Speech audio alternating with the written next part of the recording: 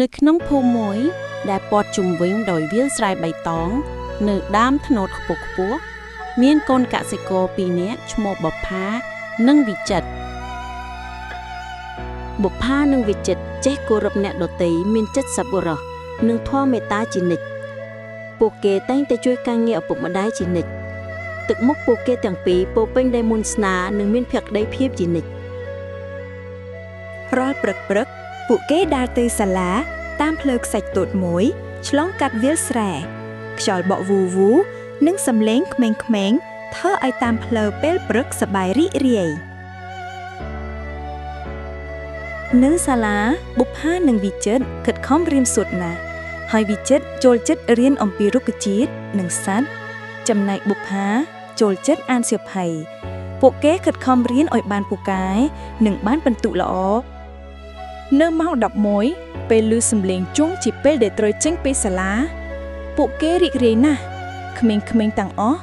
រួមទាំងវិចិត្រនិងបុប្ផាដែរត្រឡប់ទៅផ្ទះវិញតាមផ្លូវលឹមសំដៅទៅផ្ទះរៀងៗខ្លួនរៀងរាល់ពេលល្ងាចក្រោយបំពេញការងារនិងញ៉ាំអាហាររួចពួកគេអង្គុយសិក្សានិងលេងខាងមុខផ្ទះតាមពន្លឺព្រះច័ន្ទនិងភ្លើងចង្កៀងហើយស្ដាប់រឿងនិទានពីយាយតាពួកគេយ៉ាងសប្បាយរីករាយពីកាន់តែធំគឺពេលវ័យក្រមុំកំឡោះមានរូបសម្រស់ស្អាតពួកគេទាំងពីរចេះជួយគ្នាចេះសង្គ្រោះគ្នាទៅវិញទៅមកនិងប្រជាជនក្នុងភូមិដែលជួបការលំបាកក្រោយពីសិក្សារយៈពេល12ឆ្នាំរួចមកពួកគេទាំងពីរនិងមិត្តដទៃទៀតបានបញ្ចប់វិទ្យាល័យហើយបានប្រឡងជាប់ដោយជោគជ័យក្រុមគ្រួសារនិងមិត្តភ័ក្តិពួកគេអបអរសាទរយ៉ាងសប្បាយ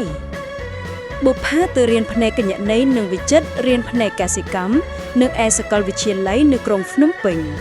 ទោះជារវល់នឹងការសិក្សាក៏ដោយក៏ក្តីស្នេហ៍របស់ពួកគេមិនប្រែប្រួលឡើយពួកគេតែងតែតាក់ទងគ្នាជានិច្ច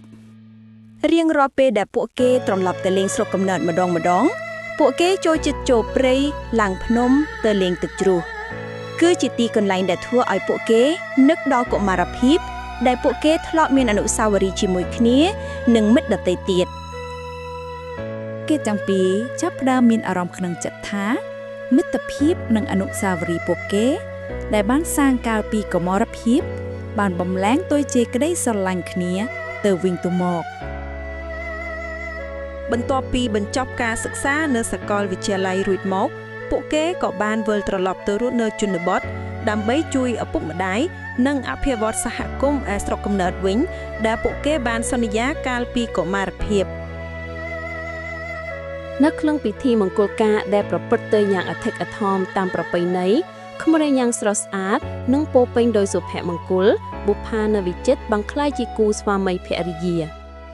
ពួកគេទាំងពីរបានសាងពួនជ្រុំជាគូសារថ្មីយ៉ាងមានសុភមង្គលជាមួយគ្នា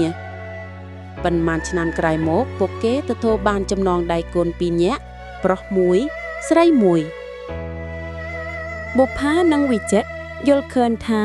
សុភមង្គលពិតប្រាកដគឺយើងទាំងពីរនាក់ប្តីប្រពន្ធជាអ្នកសាងការខិតខំធ្វើការនិងការថែរក្សាគ្នាទៅវិញទៅមកជាអ្វីដែលធ្វើឲ្យជីវិតមានតម្លៃសូមអរគុណចំពោះការទស្សនា